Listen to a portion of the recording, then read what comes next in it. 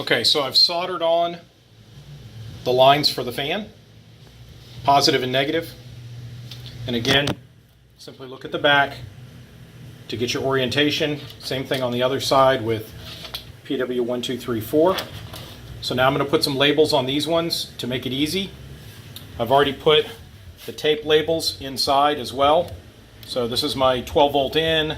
I've got my fans, and then PW1, 2, and 3. I've also got my case glued back in as well. This particular one, we pulled the whole thing out. Now I got it back in so it'll stay. You can use Elmer's glue. They make a clear glue that works really well for this kind of thing. So in just a second, I'll go ahead and start putting the rest of that in. Okay, so I've got the bottom of the casing glued back in. I just used clear Elmer's glue.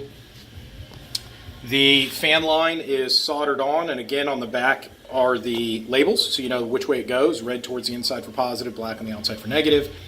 Also, I've already hooked up the antenna, and this is a fantastic time for you to get in and tighten that nut up.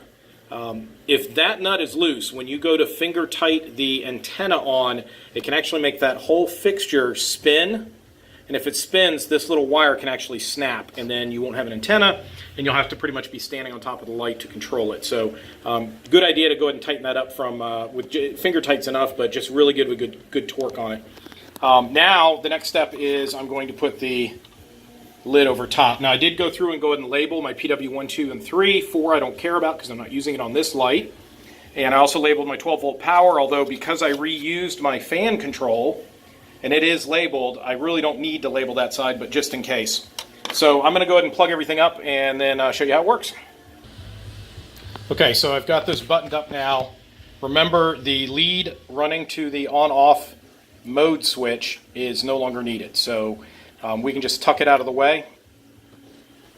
PW4 as well on the S box is not needed. If this was an Ultra, I would be hooking that up. I've got PW1, 2, 3 all hooked up. I've got my power and fans hooked up as well.